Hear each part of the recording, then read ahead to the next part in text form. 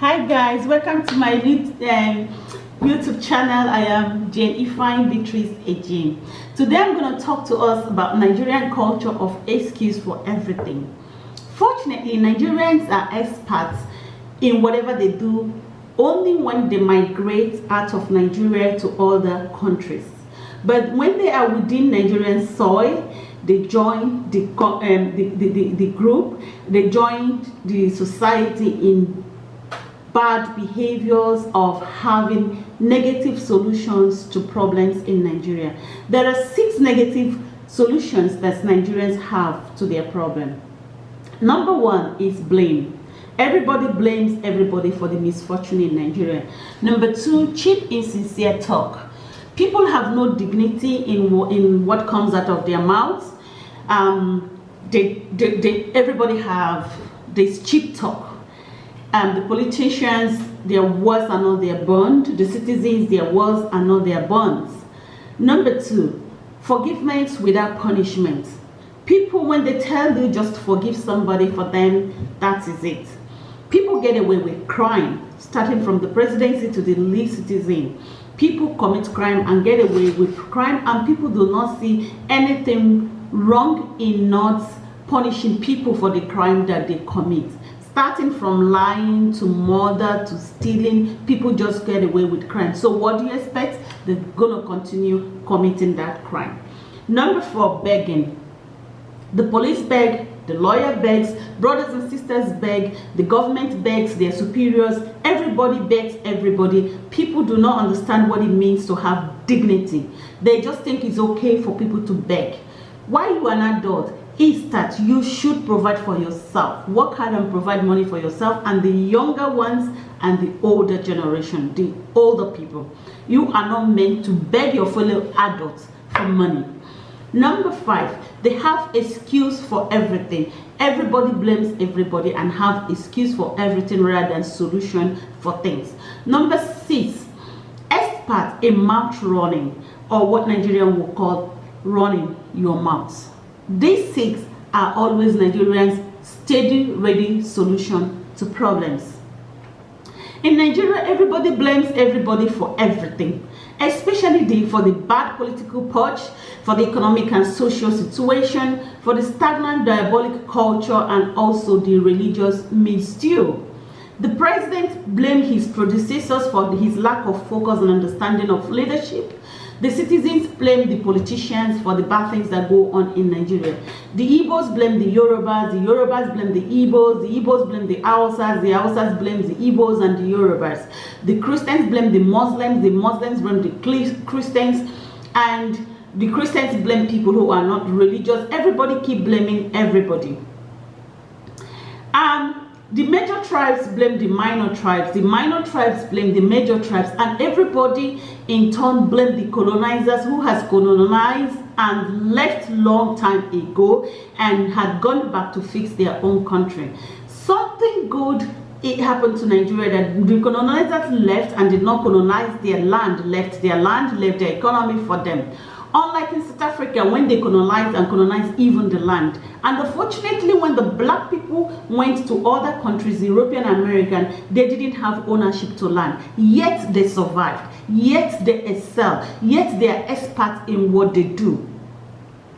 Angola colonized even the land. And yet this did not happen to Nigeria, and yet Nigerians have excuse for everything. The teachers blame the students in schools, the students blame the teachers and parents blame the teachers. Everybody blame everybody.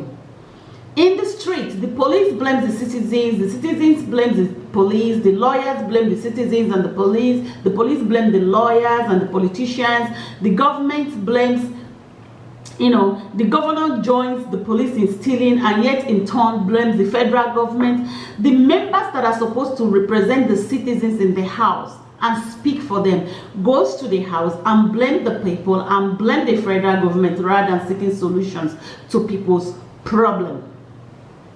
How can Nigeria then excel? In marriages, the wives blame the mothers for their inability to carry children or to be pregnant, and the mothers of the wives blame their the mother-in-law to their children for not training their sons properly to be husband materials.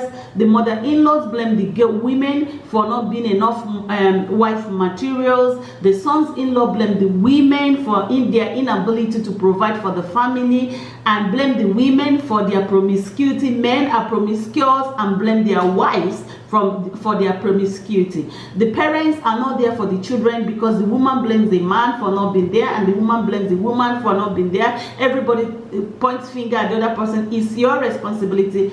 It is the two parents' responsibility to bring up the case. It's not the woman's responsibility and not just the man's responsibility alone.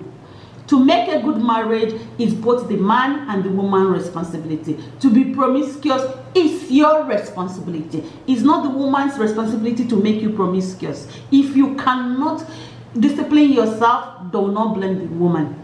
And you, woman, if you cannot tame your home and make proper decisions for yourself, don't blame your husband and don't blame your friends for your inability to train yourself and develop yourself and educate yourself. Don't blame your friends for taking away your husbands from you. Stand up and build your home. In this economic situation, the electric company, common light. The electric company blames the government for not funding them well and blames the people for not paying light bill, and that's why they keep destroying people's equipment and homes without light and cutting light and when they want. Everybody blames everybody. The government blames the country not having enough funding, enough equipment, and why are you relying on the white race? Why are you relying on the Western country to solve your problem? They have got their own issues. And do you want to hear the truth? Nobody bloody cares about you. You have to care about yourself, and that is the truth about life.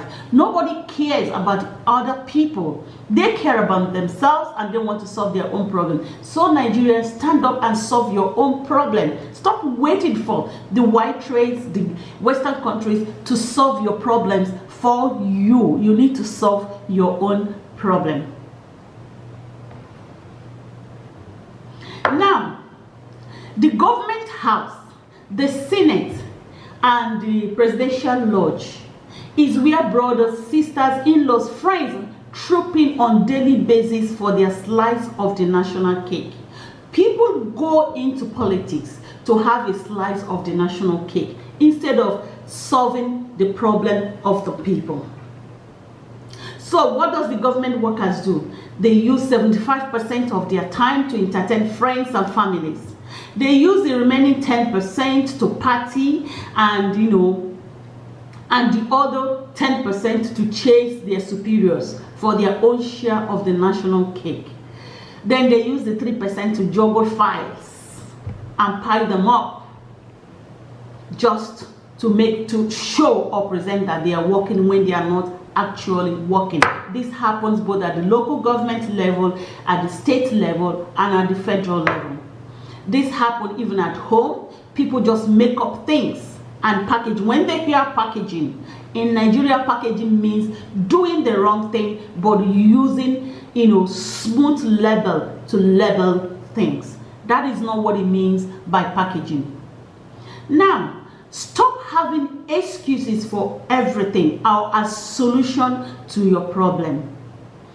Solution is a process and not an end to itself. To get a solution, one needs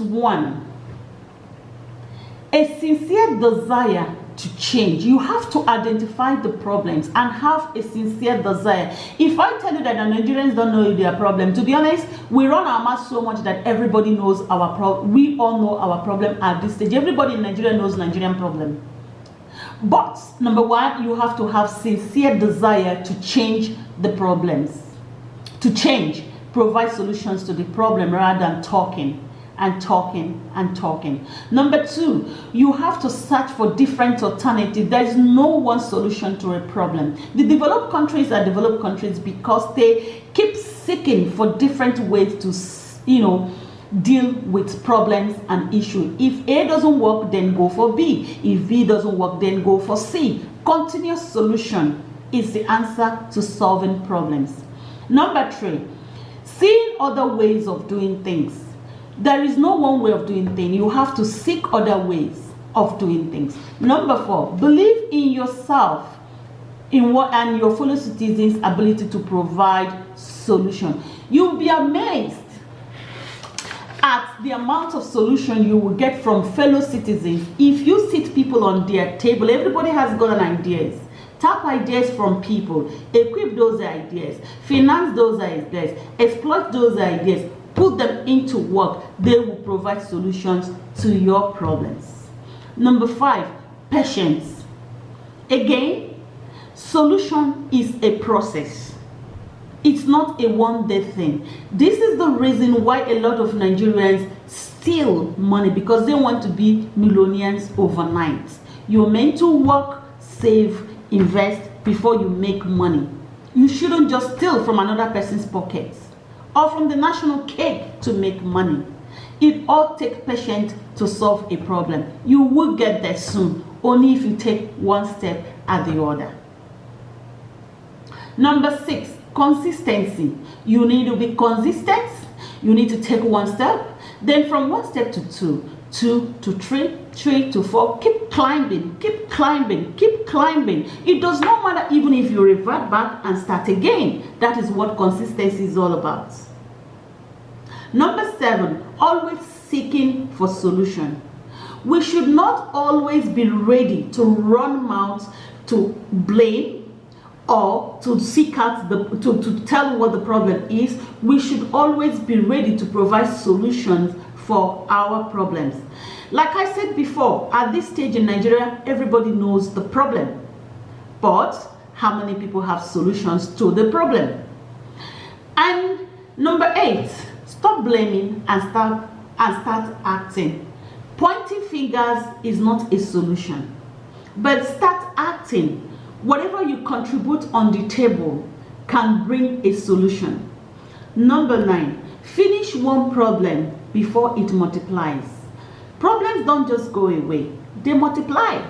If problem comes out and you don't solve it, it only multiply and escalate and bring out 10 more problems. For instance, we have not solved electricity issue, and then technology has come in to meet us. Now, how can you operate effectively with technology without lights? That amazes me. How can the bank work effectively without lights? How can businesses work effectively without light? How can you catch thieves without light? It's not just possible. Solve one problem before it multiplies. Number 10, teach and take responsibilities.